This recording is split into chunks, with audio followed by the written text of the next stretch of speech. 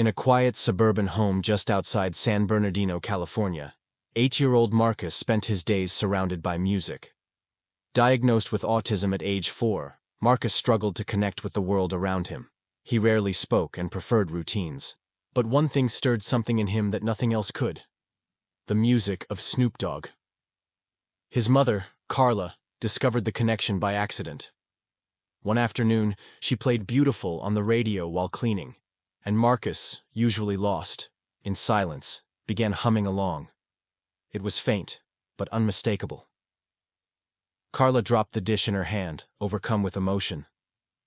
For the first time in weeks, she had heard her son's voice. From that day on, Snoop's music became a lifeline. Carla filled the house with his albums, played interviews on the TV, and decorated Marcus's room with posters. Each time Marcus saw Snoop, he smiled and flapped his hands, his way of showing joy. Snoop became more than a celebrity. He became a bridge to her son's heart. Marcus's birthday was coming up, and Carla had an idea. "Let's make it a Snoop Dogg birthday," she said. She posted on social media a photo of Marcus in a homemade Snoop t-shirt captioned, "All he wants is to meet the man who unlocked his voice." She didn't expect anything, but the post caught fire. Within hours, friends were sharing it. Then, local news picked it up. Then something happened Carla couldn't believe. Snoop Dogg himself reposted it. "Yo, lil homie got style," he wrote. "Somebody tell me where to pull up." Carla screamed when she saw it. Marcus simply pointed to the screen and grinned. The internet exploded. Snoop for Marcus began trending. Messages poured in from other parents, educators, and fans. People were moved by the boy who found his voice through hip-hop. And Snoop, he meant what he said. His team reached out the next morning. "We're making it happen," they told Carla. "Keep it a secret." Carla couldn't sleep for 2 days. She baked cupcakes, decorated the living room, and bought a blue and gold balloon arch, the colors of Snoop's high school. She tried to act normal for Marcus, but her hands shook with anticipation. Her son had no idea that his hero was about to walk through their door. The day arrived. Marcus wore his favorite t-shirt with Snoop's face on it. The house was filled with family and friends. Everyone played along, pretending it was a regular party. But at 3:04 p.m., a black SUV pulled into the driveway, and the world shifted. Carla opened the door. And there stood Snoop Dogg, holding a gift bag and smiling wide. "Where the birthday boy at?" he asked. When Marcus saw Snoop standing in the doorway, something extraordinary happened. He didn't freeze. He didn't hide. He walked slowly across the room, looked up, and whispered, "Uncle Snoop." The room went silent. Carla put her hands over her mouth, overwhelmed. It was the first time Marcus had spoken a full sentence to anyone outside his family. Snoop crouched to meet him eye to eye. "That's me, Lil King," he said, gently handing him the gift bag. Inside was a signed microphone, a pair of custom headphones, and a dog tag chain engraved with "Stay true, stay you, Snoop." Marcus took the chain and touched it to his cheek. Carla wiped away tears. Everyone in the room was frozen in awe. Snoop didn't treat Marcus like a novelty. He treated him like an equal. "I heard you got them beats," he said. "Want to show me?" Marcus nodded. Carla led them to the keyboard in his room, where Marcus had been creating little melodies for weeks. He sat down, pressed a few keys, and played something he'd never shown anyone before. Snoop listened carefully. "That's got soul," he said. "You hear that? That's storytelling without words." Marcus smiled. "You like it?" he asked quietly. "Like it?" Snoop said. "I'd rap to that right now." And he did. Off the top of his head, he freestyled over Marcus's beat, making the boy's name the hook. Marcus got the magic, he the real main attraction. The room filled with cheers and applause. Marcus flapped his hands, jumped up, and for the first time, hugged someone who wasn't his mother. Snoop held him like he was family. "You got a gift, nephew," he said. "Don't let nobody dim that shine." The visit went on for 2 hours. Snoop played video games with Marcus, danced with the kids, and even helped serve the cupcakes. He didn't rush. He didn't act like a star. He was just a man showing up for a kid who saw him as more than music. He was a lifeline. Before he left, Snoop pulled Carla aside. "I'm serious," he said. "Whatever this kid needs, studio time, gear, lessons, I got you." Carla was speechless. "You've already done more than I ever dreamed." He nodded. "This ain't charity. This is family." As the SUV pulled away, Marcus stood at the window, holding the mic. "He's my friend," he said softly. Carla hugged him tight. "Yes, baby. He really is." Carla had recorded parts of the visit, just little clips on her phone. Marcus playing his beat, Snoop rapping their hug. She wasn't planning to post them. That night, lying in bed, she uploaded a short compilation to Instagram with a simple caption: "The day my son met his hero and found his voice." By morning, it had 2 million views. The video spread like wildfire. News outlets picked it up. Celebrities reposted it. Autism advocates celebrated it. Even school districts used it as an example of how music could reach kids in ways therapy sometimes couldn't. The headline everywhere was the same: Snoop Dogg changes boy's life just by showing up. Marcus became a symbol, not of disability, but of connection. People didn't just see his diagnosis, they saw his light. And they credited Snoop for helping bring it out. Carla was flooded with messages from parents who had kids on the spectrum. "How did you do it?" they asked. "What unlocked him?" Her answer was always the same: a beat, a voice, and someone who cared. Talk shows called, podcasts invited them. Nonprofits asked to use the video in training seminars. Snoop remained humble. "It ain't about me," he said during an interview. "It's about what happens when you just show love, unfiltered." Meanwhile, Marcus's confidence soared. He began playing keyboard every day. He sang a little. He even asked his mom to help him upload videos. "I want to show people what I can do," he said. Carla created an Instagram account for him called Sure Beats by Marcus. Within a week, it had 150,000 followers. Snoop followed him immediately. He left. The first comment: "Keep spittin' that truth, young lion." They kept in touch. Every Sunday, Snoop sent a short video to Marcus, sometimes a freestyle, sometimes just a few words of encouragement. "What you doing today, maestro?" he'd say. Marcus would giggle every time. For Carla, the most amazing part wasn't the fame, it was the daily changes. Marcus started talking more, making jokes, even helping with chores. "He's blooming," she told a friend. And it started with music, but it blossomed with kindness. And in the background, Snoop's quiet friendship continued to light the path forward. 2 weeks after the visit, Snoop Dogg made good on his promise. A package arrived at Carla's doorstep addressed to Marcus. Inside was a full home studio setup: keyboard, speakers, audio interface, and a MacBook preloaded with music software. Everything came with a handwritten note. "This ain't a gift. This is an investment. Make me proud, lil homie, Uncle Snoop." Carla watched as Marcus unboxed each item, his hands moving carefully, his eyes wide with focus. "It's for me?" he asked. "All for you, baby," she replied. He touched the keys of the new MIDI controller like they were sacred. For hours, he didn't move from the chair, exploring every sound, every beat. Later that week, Snoop sent over a producer from his team to help Marcus learn the software. His name was Day, and he had grown up with learning challenges himself. "I see me in him," Day told Carla. "Just needed someone to listen." The lessons became weekly sessions, and Marcus began composing his own full tracks. One day, Marcus made a beat that he named Blue Sky Bounce. He played it for Carla with a shy smile. "This one's for Uncle Snoop." She filmed it and sent it privately to Snoop. An hour later, he posted it publicly with the caption, "Y'all hear that? That's my nephew. Straight up genius vibes." The beat trended on TikTok for days. Soon after, a Los Angeles radio DJ invited Marcus to submit his track for their Next Up segment. Carla hesitated. "He's just a kid." But Snoop encouraged them. "Let him fly," he said.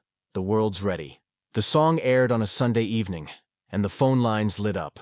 Listeners wanted to know, who was this kid? Could they follow him? Where could they hear more? By the end of the night, Rebeats by Marcus had tripled its followers. Messages poured. in from kids with autism, from teens who'd never seen someone like them succeed. Carla stood back and watched the world fall in love with her son. Not for pity, but for pure talent. "You're showing people who you are," she told Marcus. He nodded. "I like who I am." Snoop continued to check in weekly, sending voice notes or short video calls. Sometimes he gave feedback on Marcus's beats. Other times, he just said, "Keep going." That consistent presence meant the world to Marcus. It wasn't just the gear, it was the relationship. In private, Snoop told friends and collaborators that Marcus had changed him. "He reminded me that music don't need awards to matter, it just needs to touch somebody." And Marcus? He kept creating, not for fame, but for the joy of hearing his soul take shape through sound. Marcus's school took notice of the changes. Once a boy who avoided eye contact and barely spoke in class, he now participated in music activities and even asked to perform his beat during show and tell. His teacher, Ms. Alvarez, sent Carla a note. "He's inspiring everyone. He's not just opening up, he's leading." At the next school assembly, Marcus was invited to play a short set. Carla was nervous, but Marcus was calm. He walked onto the stage, laptop in hand, headphones around his neck. With a quiet nod, he pressed play. The room filled with his signature. Sound, bouncy, layered, full of joy. By the end, students were clapping in rhythm, cheering his name. Marcus flapped his hands in delight and smiled wide. Ms. Alvarez walked up and gave him a hug. "You showed us something beautiful today," she whispered. News of the performance reached the local school district. They asked Carla if Marcus would allow them to share the video internally, as an example of inclusive education and the power of creative support. She agreed, as long as it helped other kids like him. A few weeks later, the superintendent called Carla personally. "We'd like to start a pilot music program focused on neurodiverse students," she said. "And we'd like to name it after Marcus." Carla was speechless. She turned to her son. "They want to name something after you." He looked up and said, "Will Uncle Snoop like it?" She laughed. "He'll love it." Snoop did more than love it. He offered to help fund it. Within a month, the Marcus Music Lab launched at 3 schools across Southern California, each equipped with production software, headphones, and keyboards. Snoop visited one of the schools on opening day and told the students, "Every sound you make matters." Marcus began recording simple tutorial videos, explaining how he built his beats. His speech was slow but clear. "This one is called Ocean Wave. It sounds like peace." The videos gained traction on YouTube, showing kids that autism didn't mean silence. It meant a different kind of expression. Meanwhile, Snoop invited Marcus and Carla to visit a real studio in LA. "Time to see where the magic lives," he said. Marcus walked through the halls like he was stepping into a dream. "It smells like music," he whispered. Carla smiled. "That's because it is." He recorded his first full track there, a 1-minute instrumental called Shine. When it played back, everyone in the room got quiet. No one said a word. Then Snoop spoke. "That right there? That's therapy. That's art. That's Marcus." As Marcus's story spread, major outlets picked it up. CNN, Good Morning America, NPR, all wanted to interview Carla and her son. At first, Carla was cautious. She didn't want the media to overwhelm Marcus or turn him into a symbol without consent. But when Snoop offered to co-host one of the interviews with them, she agreed.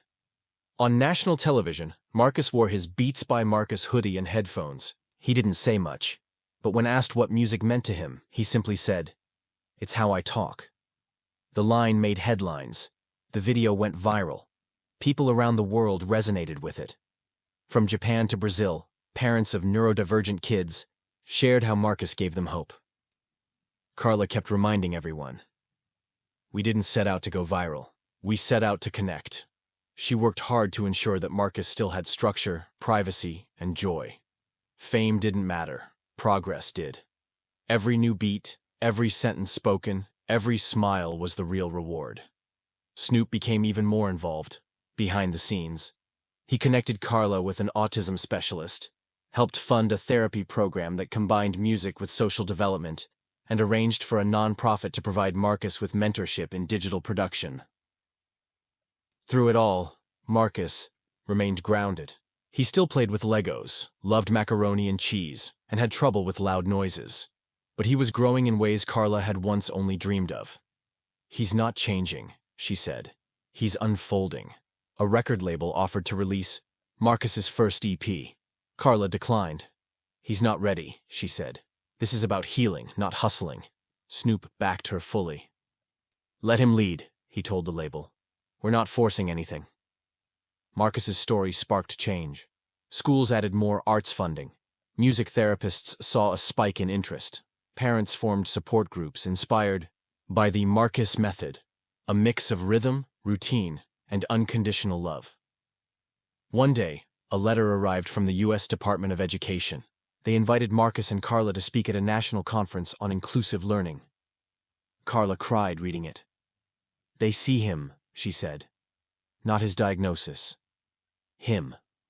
And every night, before bed, Marcus played a few keys on his setup. No words, just sounds. "That's how I tell my day," he explained once, and through those notes, his heart kept speaking to the world. One quiet morning, Carla's phone rang with a number she didn't recognize. "Ms. Thompson?" the voice said. "We're from the Recording Academy. We have some exciting news." She held her breath. "Your son's story has inspired a new award we're creating, recognizing music's role in neurodiverse communication, and we'd like Marcus to help us introduce it. The Grammys." Carla sat in stunned silence. "Are you sure?" she asked. "We don't perform. We just exist." The caller laughed gently. "Exactly. And that's enough."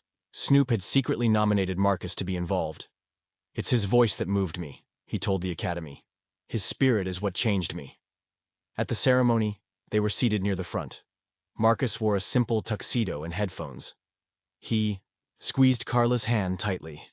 When their moment came, they walked on stage together. The host introduced Marcus as the boy who reminded us that music is more than sound, it's connection. Carla did most of the talking. She shared their journey, her fears, and the turning point when Snoop knocked on their door. Then she turned to Marcus. "Anything you want to say?" she asked. He leaned into the mic and said, "Thank you, Uncle Snoop." The crowd erupted in applause. Snoop was backstage, wiping his eyes. "Man, he really did it," he whispered. That night, the award was presented to a nonprofit that trained autistic teens in beat production. It was named the Marcus Thompson Impact Award. Back home, Marcus didn't mention the Grammys much. He just wanted to finish his new song, Horizon, which he described as the sound of walking without being scared. Carla listened to the rough draft with tears in her eyes. The experience brought new offers, brand deals, ads, book deals. Carla said no to most. "He's a kid," she repeated. "Let him be one." Snoop helped filter the noise, reminding the world, this ain't a career move. This is a human story. Marcus kept making music, not to impress, but to explore. His sounds became more layered, more emotional. "He's finding himself," Day said during a session, "and he's doing it on his own terms." Through it all, Marcus and Snoop remained in touch. Their bond wasn't seasonal. It was real. And both their lives were richer for it. Years later, when Marcus turned 16, he released his first full-length album. It wasn't sold, it wasn't streamed commercially. It was uploaded for free on a simple website with a single message. To every quiet kid with a loud heart, this is for you. The album was called Unlocked. It featured 10 instrumental tracks, each named after a feeling Marcus had once struggled to express. Alone, bright, tight spaces, lifted, firefly. Each beat told a story that words never could. The final track, Thanks, was dedicated to Snoop. It opened with Marcus saying, "You saw me. I see me now too." Then came a soft, layered melody that built into something powerful. Gentle but undeniable. Listeners around the world called it a masterpiece in vulnerability. Marcus refused interviews for the album. "Let the music speak," he told his mom. And it did. Artists from all genres shared it online. Autism organizations used it in presentations. Music schools asked to study it. And Snoop? He called it the realest album of the year. One evening, Snoop visited Marcus unannounced. Had to hear it live, he said. They sat together in Marcus's studio. You proud of yourself? Snoop asked. Marcus nodded. I am. Snoop smiled. Good. You better be. That night, they recorded a short track together. Just keys and a freestyle. It wasn't released, just saved on Marcus's laptop titled Too Real, a gift between friends. A reminder that magic didn't need to be marketed. Carla watched from the doorway, tears in her eyes. They don't even realize, she said. They healed each other. And she was right. The album became a resource, a tool, a source of comfort. But most of all, it became proof. Proof that when someone is seen, when they are met with compassion and patience, something profound can happen. Marcus had unlocked more than sound. He had unlocked himself, and in doing so, helped unlock others. On Marcus's 18th birthday, the world watched again. Not because of a viral video, not because of a celebrity endorsement, but because he stood on a stage and spoke for 7 uninterrupted minutes. It was at the launch of a new Snoop Dogg Foundation for Music and Autism Support. Marcus walked to the mic without notes. I used to be scared of the world, he began. Now, I let it hear me. He spoke slowly, clearly, with full command of his moment. He thanked his mother. You believed in silence. You believed it didn't mean broken. He thanked Snoop. You knocked on my door and opened something I didn't know was closed. He ended with a message to others like him. We're not puzzles. We're songs. Just play us right. The audience stood in stunned silence before erupting into applause. Snoop came on stage, lifted Marcus's hand in the air and said, He's the greatest artist I ever met. And he meant every word. Afterward, Marcus and Carla sat alone on a bench behind the venue. She held his hand. You know, she said, some people go their whole life without being seen. You've been seen. And you made people feel seen too. He nodded. I want to keep doing that. She smiled. Then you already winning. Years later, people would still talk about the boy who made Snoop Dogg cry. The boy who made music from silence. The boy who turned a birthday party into a movement. But to Carla, he would always just be Marcus. The boy who hummed at the sound of beautiful and never stopped creating beauty from that day on. And to Snoop, he'd always be nephew. Proof that when you show up with love, you never leave empty-handed.